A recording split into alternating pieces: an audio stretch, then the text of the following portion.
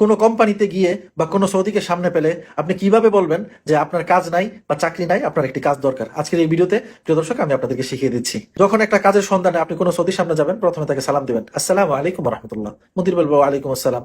তারপর বলবেন মুদির কে ফায়ালাক, সে বলবে আলহামদুলিল্লাহ তামাম।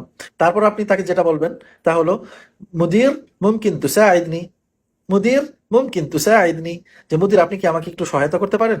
সে বলবে যে, সে তার ভাষায় বলবে যে কিভাবে তোমাকে সহায়তা করব।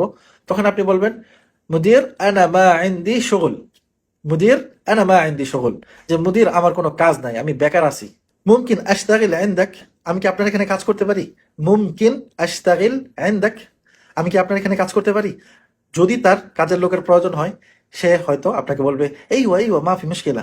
তখন আপনি করবেন কি, আপনার মোবাইলে থাকা যে আপনার আকামা আছে, আকামাটি তাকে দেখাবেন এবং তার সাথে আরো দু একটা বাক্য যুক্ত করতে পারেন। তা হলো মুদির আনা মালুম আরবি শুয়াইয়া শুয়াইয়া, যে আমি অল্প অল্প আরবি জানি।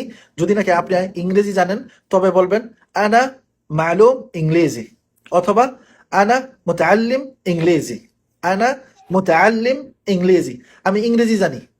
তারপর তার যদি পছন্দ হয়, আপনার সবকিছু যদি তার ভালো লাগে, হয়তোবা আপনার রিজিকের ব্যবস্থা সেখানে হয়ে যেতে পারে। প্রিয় প্রবাসী ভাইরা, ঘরে বসে না থেকে এভাবে টুকটাক আরবি শিখে আপনারা চাইলে সশরীরে বিভিন্ন প্রতিষ্ঠানে নিজে গিয়ে কাজের সন্ধান করতে পারেন।